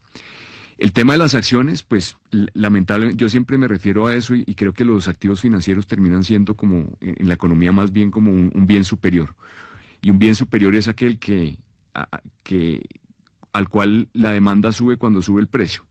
Cuando tuvimos las acciones baratas, nadie quería comprar, y ahora que las acciones están un poco más ajustadas a sus precios y que hemos tenido una valorización, por todo el mundo la quiere comprar. Entonces yo creo que lo que está pasando recientemente y pasa en Chile, en Colombia, es que también nadie se había resuelto porque había mucha incertidumbre. Hoy creo que hay un poquito más de esperanza, y también lo que ha pasado a nivel internacional despertó la demanda, y en la medida en que las acciones se valorizaron, pues todo el mundo vuelve a mirar, todo el mundo quiere ganarse el 50%, el 70% en algunos nombres, y creo que eso viene atrayendo capital y no va a dejar de parar, en mi opinión. Yo creo que la gente cuando cierre el año va a decir, se va a dar golpes de pecho porque no se ganó el 50% en el MSCI, o casi doblar la plata en los últimos 2 años, y eso lleva a que muchas personas tengan mayor interés por las acciones, y creo que va a ser, digamos, un entorno posiblemente viable de cara al 2026. Y con relación al dólar, a nivel global, pues lo mencionaba anteriormente, creo que Estados Unidos tiene un mandato, mejor dicho, el gobierno actual de Estados Unidos tiene un mandato de cerrar la brecha de déficit comercial norteamericano. Necesita dólar débil, que eso refleja lo que acabamos de comentar con el DXY, que refleja el precio del euro, de la libra, de todas las monedas fuertes. También lo hace con relación a los mercados emergentes, y es parte de la campaña para hacer los bienes norteamericanos mucho más atractivos. Y ahí estamos. Y en el caso colombiano, pues todas estas fuerzas sumadas a la venta de dólares que ha tenido el gobierno nacional en su operación de deuda. Entonces, aquí estamos, vamos a ver qué termina pasando de cara al próximo año. Y un dato ahí como medio, como suelto, el año pasado cuando uno miraba el índice Big Mac, que refleja, digamos, la depreciación real de las monedas, Colombia tenía una depreciación real del 10%. Y para hacerlo sencillo, bienes equivalentes, un Big Mac en Colombia costaba 21.300 pesos, en Estados Unidos 5.7, y eso, para el tipo de cambio de equilibrio, daba 3.786 pesos. Y aquí estamos hoy. Puede ser un tema de coincidencia, pero tal vez lo que teníamos era un peso muy depreciado anteriormente, y hoy estamos mucho más en los precios justos. Muchas gracias por todo este análisis que nos ha hecho Arnoldo Casas en torno a las monedas, en torno a las acciones, en torno a las tasas de interés. Como dice él, en materia de acciones, por ejemplo, yo tengo que decir que uno dejó pasar ese Transmilenio ya, porque con esos niveles de crecimiento, yo creo que entrar uno en esas, pues a mí personalmente pienso que la subida ha sido potente. No sé qué tanto quede de subida. El problema es que cuando uno se sube, ya cuando están llegando a la cresta, pues se corre el riesgo de que haya de vuelta. Pero bueno, eso dejémoselo a los traders, que son los que más saben en esa materia. Son las 7 de la mañana y 35. Hay que decir que esta semana, el viernes, va a salir el dato de inflación. Primera página, como acostumbra siempre, hará su pronóstico y lo divulgará el viernes, pero en la mañana. Y el día previo sacará o hará su sondeo con relación a lo que está pensando el mercado, ya con las cartas prácticamente todas destapadas. Nos vamos con don Edgar Leyton porque tiene un invitado especial, Orlando Forero, gerente general de Finandina. ¿Por qué invitó usted, don Edgar Leyton, a Orlando Forero? Bien, Héctor, pues Orlando Forero, el gerente de Finandina, nos va a hablar porque, Héctor, conocimos y espero que nos confirme que tenemos muy buenas fuentes, y es que Finandina proyecta hacer una nueva colocación de bonos. O sea, no estamos anunciando que ya lo hicieron, sino que se viene una adicional, y que sería todo lo que nos contaron es que se proyecta que sea antes del primer trimestre de 2026. Estos 200.000 millones de pesos serían con cargo a un cupo global que tienen de 2 billones de pesos, pero pues que sea Orlando Forero, el gerente general de Finandina, quien nos cuente, quien nos confirme esta primicia y quien nos cuente si estos 200.000 millones de pesos, para qué se van a utilizar, en qué fechas. Orlando, bienvenido. Hola Edgar, buenos días, muchas gracias Héctor, un gusto saludarlo, un gusto saludar a la audiencia de Primera Página y Javeriana Estéreo. Son dos noticias, Héctor. La primera Y Edgar, la primera es que hicimos una muy buena colocación de bonos el martes pasado, y cuando uno escucha el análisis de Arnoldo del mercado, salir a exponerse al mercado en medio de esta, eh, digamos, revoltura que hay de tasas, de subida de los TES, de expectativas de inflación probablemente rebotando, tiene unos riesgos. Salimos a hacer una oferta probando un poco el mercado y la verdad que el mercado está sediento de papeles. Ofrecimos 80.000 millones de pesos en dos series dentro de nuestro paquete de emisión de cerca de 2.2 billones de pesos. Ofrecimos 80.000 millones de pesos y tuvimos una demanda de casi 3.3 veces, 260.000 millones de pesos nos demandó el mercado. Lo cual pues refleja ese apetito por este tipo de papeles. Entregamos papeles a 2 y a 3 años al IBERI. Entonces quedamos muy contentos con esta emisión, y tenemos claramente la expectativa. El banco ha sido un emisor recurrente, intentamos por lo menos cada año hacer 2 o 3 emisiones de bonos. Entonces quedamos muy entusiasmados dada la buena, eh, la buena tendencia que está teniendo el crecimiento de la cartera en los últimos meses, en tener una próxima emisión en el primer trimestre del año 26. Entonces, pues eso nos tiene muy, muy emocionados. La cartera se viene comportando bien, venimos creciendo, venimos recuperando ya niveles de crecimiento del consumo en términos reales superiores al 1%. Veníamos en el terreno negativo, que ustedes lo han comentado incluso en algunos espacios. La cartera de consumo no venía creciendo en términos relativos, pero ya muestra un cambio de tendencia que nos anima a pensar que el 2026 va a tener un crecimiento real positivo en este tipo de cartera. Oiga, Bien. perdón, meto la cucharada, don Edgar Lecter, pero no puedo desaprovechar para preguntarle a Orlando Forero, quien es, él es de nuestra casa, ¿cuál ha sido ese proceso que ha tenido Finandina? ¿Por qué no nos cuenta un poco cómo ha sido la historia de Finandina? Héctor, Finandina es un banco que tiene 48 años en el mercado como establecimiento de crédito. Era una compañía de financiamiento comercial que se dedicaba exclusivamente a financiar autos. Y hace 12 años, un poco más, nos convertimos en Banco Finandina. O sea, llevamos ya 13 años como banco, y tomamos la decisión de incorporar, adicional al negocio de financiación de movilidad, que somos un actor muy relevante. Tenemos más del 10% de participación en la financiación de vehículos, en el montaje de un banco digital. Somos un banco digital completo, es decir, tenemos desde hace unos años cuenta de ahorro digital rentable que los colombianos pueden abrir de manera muy rápida, con rentabilidades dependiendo el tipo de producto, que llegan hasta el 10%.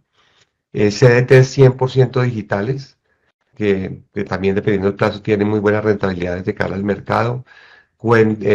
Tarjetas de crédito que son muy poderosas porque son tarjetas que le permiten al cliente 100% digital hacer control de su tarjeta, bloquear, decidir si tu tarjeta sirve en compras internacionales, si sirve para avances, todo a un clic en el app, y créditos de consumo y libranza 100% digitales. Entonces, ese es como el segundo capítulo. Seguimos siendo muy activos en el negocio de autos. Desafortunadamente, en el tránsito a ser un banco 100% digital, no hemos logrado hacer que los requisitos que se necesitan para registrar una prenda sean digitales. Entonces, aún seguimos con un pedacito del proceso manual, pero nuestra intención es ser un banco 100% digital, con el portafolio de productos 100% digital para empresas y para personas. No es solamente una cuenta de ahorros, no es solamente una tarjeta de crédito, no, es un portafolio para personas 100% digital. Hoy tenemos cerca de 240.000 clientes digitales, y en el negocio de autos, como te digo, Héctor, pues somos más o menos el 10% del mercado en la financiación de vehículos. Y esta emisión de abonos lo que hace es apalancar ese negocio que viene creciendo, que es el de la venta de vehículos, que viene muy bien. A ver, don Edgar. Bien, Héctor, pues lo que también entendimos es que Finandina jugó un papel bastante importante en la Feria del Automóvil. No sé si tiene datos de allí y por eso decidieron también que se viene otra nueva colocación. Es decir, lo que entendí de ciertas fuentes es, mire, Finandina ayudó a colocar colocó una serie de créditos altísimos en la Feria del Automóvil y casi que los recursos que tenían ya los pusieron en los clientes, razón por la cual decidimos, decía la fuente, abrir la posibilidad de lanzarnos en el primer trimestre. Y le cuento, Héctor, también para que nuestros oyentes lo sepan, y es que las tasas de la reciente colocación del martes fueron de 2,4 y 2,7% mes vencido. Orlando. Así es, Edgar. La dinámica que está teniendo el mercado automotor es muy positiva.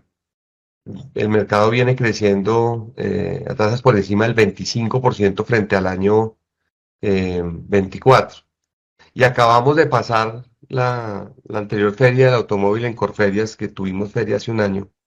Y efectivamente la expectativa que tenemos de cierre de negocios es impresionante. Esto no son negocios cerrados, Edgar, son negocios, digamos, en promesa. Muchos colombianos y colombianas se acercaron a la feria y en el caso de Finandina, pues incrementamos el número de solicitudes de crédito frente al año anterior en más de un 30%. Es decir, que tenemos cerca de 1.1 billones de pesos en solicitudes de crédito preaprobadas a diferentes colombianos que se acercaron a la feria. ¿Qué está pasando? Está pasando que están llegando nuevas tecnologías, están llegando nuevas marcas, están llegando nuevos tipos de vehículos y a la gente le gusta pues andar en cosas que se vean más nuevas, en vehículos que se vean más atractivos. Entonces, las personas están acelerando su proceso de cambio de vehículo más rápido que lo que hacían en el pasado porque la diferencia digamos, en los vehículos, sobre todo en la tecnología, en las ayudas y en el tema de hibridación y de carros eléctricos, pues está motivando mucho. Nosotros, al ser un banco BIC, un banco certificado B, tenemos un claro enfoque hacia la financiación de vehículos que sustituyan o reduzcan la emisión de huella de carbono. Finandina es un banco cero carbono. Entonces estuvimos en marcas pues, que de manera muy privilegiada tienen vehículos que tienen ese beneficio para los consumidores, carros eléctricos y carros híbridos, y de manera muy, muy fuerte acompañamos el crecimiento de estas marcas en la feria. Bueno, yo tengo una inquietud macroeconómica. Bueno, a ver, Edgar, a ver, termine usted y yo le pregunto a Orlando. No, es que efectivamente, tal como lo señala Orlando, los clientes de vehículos ahora se están volcando mucho al tema híbrido. Los 200.000 que entran serán exclusivamente o preferencialmente para temas híbridos y eléctricos. No, sí, sigue habiendo una mezcla mayoritariamente de vehículos de carburación normal, pero lo que sí se ve es que el crecimiento de vehículos eléctricos e híbridos pues es superior a los 2 dígitos en la mayoría de marcas. Existe también, digamos, la duda del consumidor alrededor de la capacidad que tenemos, por ejemplo, en los vehículos 100% eléctricos, en la capacidad que se tiene para carga. Entonces hay una tendencia mucho mayor a comprar vehículos híbridos, pero con un porcentaje de crecimiento mucho mayor en vehículos eléctricos. Entonces, yo sí creería que mayoritariamente son vehículos convencionales los que se están vendiendo, pero ya puede estar llegando alrededor del 40% en nuevas tecnologías. Y no sobra decir que los vehículos nuevos pues también tienen un porcentaje de emisión mucho menor que los vehículos de otras generaciones. O sea, siempre hay como una mejora en tecnología que permite reducir el impacto en huella de carbono. Bueno, Orlando, déjeme preguntarle lo siguiente. Hace poco mirábamos en la cartera de para el tema de vehículos se ha venido resintiendo y que está creciendo en términos reales de manera negativa. Y veíamos una cosa, un fenómeno, eso lo veíamos en Fasecolda, que las primas por automóvil están cayendo. Pero lo irónico es que las cifras de ventas de automóviles están disparadas. ¿Cómo entender ese fenómeno y cómo lo está manejando Finandina? Bien, ahí se menciona tres temas. El primer tema es el saldo del stock de cartera. En general, las carteras de consumo, salvo la cartera de libranzas, en términos reales no viene creciendo.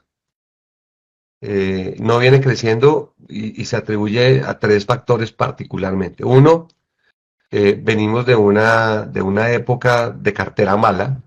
Tuvimos problemas en general en el sistema de cartera mala en el 2023 y 2024, que implicó o sigue implicando aún unos castigos relevantes. Es decir, que los bancos tienen que sacar de su balance esa cartera mala y esa cartera pues le resta al saldo y se va para castigos.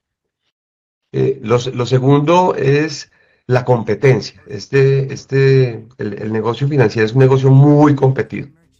Y aquí pues, siempre tocamos el tema de las tasas de interés y las tasas de interés de usura, por ejemplo. Pero nosotros el sistema financiero está colocando en promedio 700 puntos promedio la tasa de interés de colocación por debajo de la tasa de usura. Y cuando hablo de competencia es que entre los bancos nos compramos mucha cartera. Le voy a dar un dato que le puede llamar mucho la atención. En un año, en 12 meses, el sistema desembolsó lo equivalente al 60% del saldo de cartera de consumo consolidado.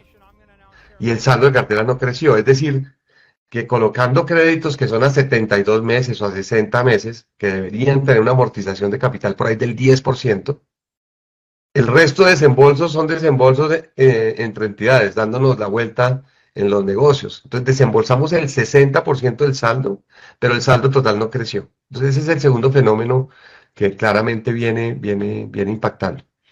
Y el tercero, evidentemente, es que hasta ahora estamos creciendo en desembolsos. Está costando mucho más trabajo desembolsar también por dos razones.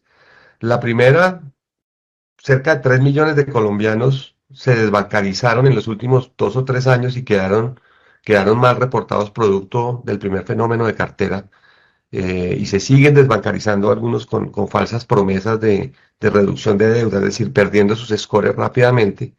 Eso impacta, digamos, la capacidad de conseguir posibilidades de colocar crédito. Y lo segundo es que al haber una baja tan importante en la tasa de usura, las entidades frenamos el mayor apetito de riesgo y entonces estamos prestándole a los mejores clientes. Entonces ese es el primer factor por el cual la cartera no crece. El segundo, usted menciona el tema de las pólizas de seguros. Es muy parecido. La pospandemia nos generó un incremento exacerbado de las primas de seguros. ¿Por qué? Porque las compañías de seguros no conseguían repuestos, no había cadena de abastecimiento, los carros tenían que durar parqueados muchos más días, entonces había que compensar a los clientes con vehículos sustitutos cuando había algún problema. Ya ese fenómeno ya pasó y por ende las primas de seguros vienen bajando, adicional a que los nuevos vehículos tienden a generar menos colisión, producto de las ayudas que tienen. Las colisiones son más simples, son más sencillas, hay menos impactos. Ahora, el tercer punto es cómo entender que los vehículos vienen creciendo al 25% de la cartera. No, los desembolsos vienen creciendo, pero con el fenómeno anterior, el número 1, los saldos no crecen a la velocidad que quisiéramos, pero ya se empieza a mostrar una recuperación en el saldo de cartera en los últimos 6 meses de manera consistente. En todos los rubros de consumo ya se empieza, mucho más en libranza, pero consumo vehículos, consumo de libre inversión y consumo libranza muestra un crecimiento positivo en los últimos 6 meses. ¿Cómo lo maneja Finandina? Estamos apretados en tiempo, pero veo que Rolando La Serie quiere hacer una pregunta rapidísimo y me toca pedirle a Orlando que sea rapidísima la respuesta. Bueno, hace pocos meses hicieron un financiamiento con la Corporación Financiera Internacional. ¿Por qué escogen este sistema las entidades financieras? Porque ha tenido mucho auge este año. No sé si será por tasa o por los plazos de rendimiento de estos financiamientos. Y en el caso de ustedes, ¿cuál es pues el motivo por el cual toman este tipo de créditos pues para extender las operaciones de cartera? Hay varias razones, le voy a dar tres razones técnicas rápidas. Una, los plazos ayudan mucho, los plazos de este tipo de financiaciones, en el caso de la operación que hicimos con el BID, que fue un bono sostenible que está enfocado a financiar cartera de mujeres, cartera de pymes y cartera de menor emisión, nos permite que en plazo sea más interesante para diversificar el fondeo. Las fuentes de financiación en Colombia son muy estrechas, fondos de pensiones, fiduciarias y algunos inversionistas locales. Entonces siempre para la banca resulta interesante, aparte de estas fuentes de financiación locales, más los bancos de redescuento, salir a buscar fuentes de financiación en este tipo de multilaterales que probablemente no tienen créditos en tasa mucho más bajos, incluso pueden ser un poco más costosos que lo que puede hacer el mercado local, pero nos genera una capacidad de conseguir otras fuentes que completan el abanico de financiación de las entidades, unido a los depósitos, a los CDTs, a las cuentas de ahorro, bonos y créditos de multilaterales. Esa es la razón, Rolando. Orlando, gerente general de Finandina, muchas gracias por estar aquí en Javeriana Estéreo, por los 91.9, aquí en Primera Página Radio. Y esperemos que esta intención de colocar termine siendo muy exitosa. Muchas gracias, Héctor. Muchas gracias a todos en el set y a los oyentes. Un feliz día. Bueno, 7:54 y nos vamos con más compromisos, ¿o no, Kiara? ¿Tenemos a Movistar? Ya se cumplió nuestro compromiso, don Héctor. Perfecto. Muy bien. Bueno, entonces nos vamos, sabiendo eso, nos vamos con Daniel Támara. Don Daniel.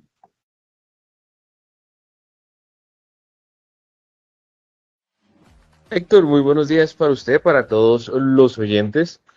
Bueno, arranquemos con la noticia principal que salió de la más reciente Junta del Banco de la República, y es que se ratificó la meta de inflación de mediano plazo, que es 3%. Seguramente se había generado algún ruido porque algunos codirectores pues habían hecho pública su posición de que cabía evaluar la pertinencia de mantener una meta de inflación de 3%. De todas maneras, pues en su sesión del viernes pasado, pues la Junta ratifica la meta de inflación y asegura que se cumplirá hasta el 2027. La estimación de que tiene la Junta, o el objetivo, es que a finales del 2026 la inflación se ubique en el rango alto de lo que se denomina el rango de tolerancia en inflación, que es entre 2 y 4%. La Junta espera que la inflación se ubique en el rango alto, es decir, cerca al 4% para finales de 2026, y que converja la meta de 3% en el 2027, Héctor. Entonces acá la noticia fue, se ratificó la meta de inflación, no se alcanzará en el 2026, ya la Junta anuncia que no la alcanzará en el 2026, sí en el 2027, pero que en el 2026 estaría en la parte alta del rango de tolerancia, es decir, cerca al 4%. En este caso, lo que implicaría que este año se cumplen, recordemos, 6 años en el que la Junta no ha cumplido la meta de inflación, es decir, vamos al séptimo año en 2026, y en 2027, cuando se cumplirían 8 años, sí se alcanzaría esa meta de inflación, Héctor. Entonces, no sé si paramos acá o sigo con lo demás. No, pues son las 7:56, ¿no? Sigamos, pero puntualito, porque tengo entendido, confírmeme, Kiara, que Héctor Mario tiene un informe, no sé si él tiene un informe, es que lo que pasa es que no puedo mirar mi WhatsApp. Pero bueno, a ver, siga don Daniel Támara. Creo que sí, Héctor. Entonces, en más noticias macroeconómicas, tenemos también que en los primeros 21 días de noviembre de este año los fondos de capital extranjero liquidaron cerca de 740.000 millones netos en TES. Estas ventas se produjeron únicamente en bonos en pesos. De hecho, la cifra fue mayor, 1,22 billones de pesos, pero esas ventas fueron parcialmente compensadas por compras netas de bonos en VR por 471.000 millones de pesos. Asimismo, entre el 24 y el 26 de noviembre, Hacienda realizó un nuevo canje con la Tesorería Nacional por cerca de 1,84 billones de pesos. En esta ocasión recogió títulos de corto plazo y títulos largo plazo con vencimiento en 2026 y entregó más que todo títulos a 2029. En particular, recogió cerca de 37.000 millones de pesos en los TCOs que vencen ahorita el 2 de diciembre, es decir, mañana. Recogió también cerca de 688.000 en los que vencen el 3 de marzo de 2026 y también recogió cerca de 1,2 billones de pesos en los bonos largo plazo que vencen el 26 de agosto de 2026. También le cuento, Héctor, que al 26 de noviembre el saldo de TES subió cerca de 1,86% frente a octubre a 707,2 billones de pesos, pero en el margen cayó cerca de 1 billón de pesos por la caducidad del TES largo plazo en pesos al 2025. Recordemos que la semana pasada hubo esta caducidad del TES que implicó un giro de recursos de Hacienda por poco más de 3 billones de pesos al mercado. Y en este caso eso ayudó a que bajara en el margen el saldo de TES, que viene creciendo, como decimos, casi 2% en lo corrido de noviembre, y es por cuenta de esa adjudicación directa de TES corto plazo por cerca de 8,2 billones de pesos, que fue la liquidez que complementó la recompra de Yankees, pues como ya lo ha explicado ampliamente Primera Página. También le cuento, Héctor, que salieron las cifras de desempleo con corte a octubre, que la tasa de desempleo se ubicó en 8,2%. Esto es un mínimo para un octubre desde que hay, digamos, mediciones comparables del DANE. Este es el menor dato para un octubre e implica un ajuste anual de casi un punto porcentual. De hecho, en el caso del desempleo en 13 ciudades, la tasa de desempleo fue del 8% y eso implicó un ajuste de 1,5 porcentuales frente al mismo mes del año pasado. La tasa desestacionalizada, que en este caso permite hacer comparaciones mensuales, sí se mantuvo estable entre septiembre y octubre en el 8,9%. Finalmente le cuento, Héctor, que según la balanza de pagos, el flujo de remesas de los trabajadores hacia Colombia creció casi 2% anual a octubre de este año a 10.854 millones de dólares. Ya casi son las 8 de la mañana, Héctor. No sé si algún comentario antes de las 8, o ya son las 8 más bien. Ya son las 8.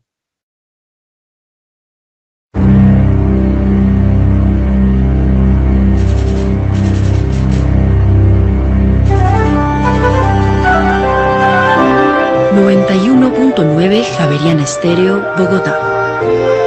HJKZ. Sin fronteras.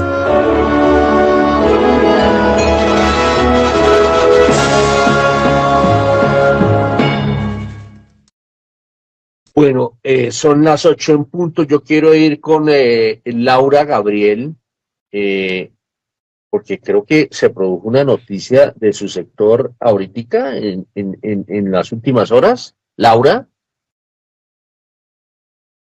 Buenos días de nuevo. Sí, así es. Geopark pues dio a conocer su ruta de ejecución pues hasta el 2028 y anunció que destinará 110 millones de dólares a perforación y desarrollo en Colombia en el próximo año, en el 2026.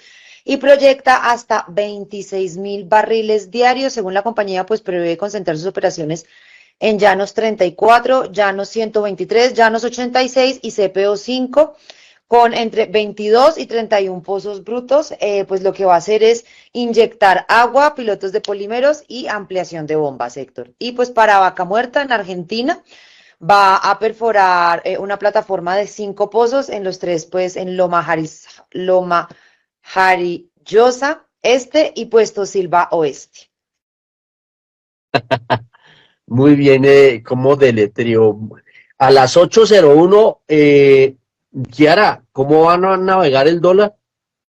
Pues mire, el comportamiento esperado según esta proyección que ha hecho el gestor de inversiones Diego Rodríguez para Primera Página, hoy el dólar tendría un comportamiento mínimo de 3.710 pesos y un rango máximo de 3.760 pesos, volatilidad estimada de 50 pesos y todo esto muy pendiente el mercado de lo que va a ser el pronunciamiento de Jerome Powell, que es el presidente de la Reserva Federal de los Estados Unidos, que podría dar algunas luces sobre las decisiones que se tomen la próxima semana en materia de tasas de interés.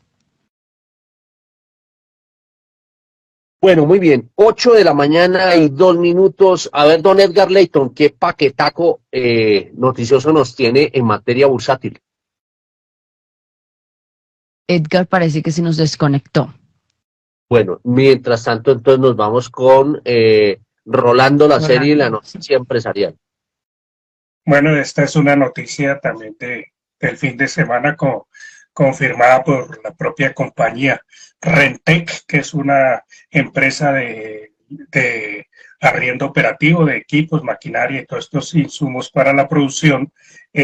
Anunció que la junta directiva de la Corporación del Banco Interamericano de Desarrollo le aprobó una operación, un financiamiento por $10 millones, un equivalente a 38.000 millones de pesos colombianos, los cuales estarán destinados a la compra de equipos de tecnología, de medicina y de energías renovables, pues para arrendar a sus clientes. Es de destacar que esta compañía en el transcurso del 2026 realizará inversión en este tipo de equipos y maquinarias para arriendo por 170.000 millones de pesos, que es un monto similar al que está invirtiendo en este año para ampliar su actividad en el país. Nos referimos a la compañía Rentec. Bueno, muy bien, son las 8 de la mañana y 3 minutos. A las 8:03 nos vamos. ¿Ya abrió el dólar o no, Kiara? No, señor, todavía no. Estamos allí atentos a la apertura del dólar. Bueno, entonces vamos a regresar con Daniel Támara a ver qué tenemos de expectativa para esta semana en materia macroeconómica.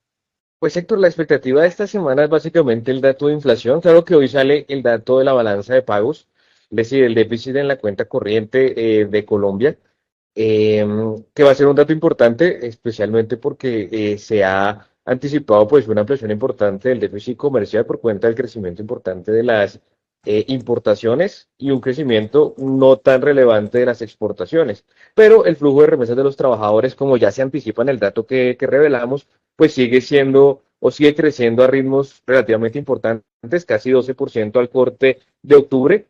Entonces, esas remesas están, digamos, compensando o evitando que el déficit de la cuenta corriente pues se amplíe más de lo que debería por cuenta de esa ampliación en la balanza comercial que está al interior de la cuenta corriente por ese crecimiento importante de las importaciones. Y en cuanto al dato de inflación que se publica el viernes a las 6 de la tarde, las estimaciones del mercado están apuntando a que podría haber una moderación del orden de 20 puntos básicos. Claro que, bueno, seguramente confirmaremos esas cifras cuando hagamos la encuesta de Primera Página, la publiquemos el jueves. Pero más o menos están previendo que hay una corrección de 20 puntos básicos en la inflación. Actualmente la inflación anual con corte a octubre está por el orden de los 5,51%. Una moderación de 20 básicos daría más o menos 5,3, 5,31%. De todas maneras es un dato pues muy lejos de la meta del Banco de la República e incluso superior al del cierre de 2024 cuando la inflación cerró en 5,2%. Entonces, a pesar de esa moderación, la inflación seguiría en niveles altos, especialmente teniendo en cuenta que la meta de mediano plazo se ratificó en 3%, es decir, estamos más de 200 puntos básicos por encima de la meta de inflación. Pero sí habría una moderación marginal entre septiembre y octubre, entre octubre y noviembre, donde la inflación pues sería al orden de 5,3% según las expectativas que manejan actualmente los analistas del mercado, Héctor. Bueno, muy bien, son las 8 de la mañana y 6 minutos. ¿Qué pasa con el dólar? ¿Nada? Sí, Creo señor, que ya acaba de abrir, sí. Bueno, vámonos con el dólar. A esta hora, abren los mercados en Colombia.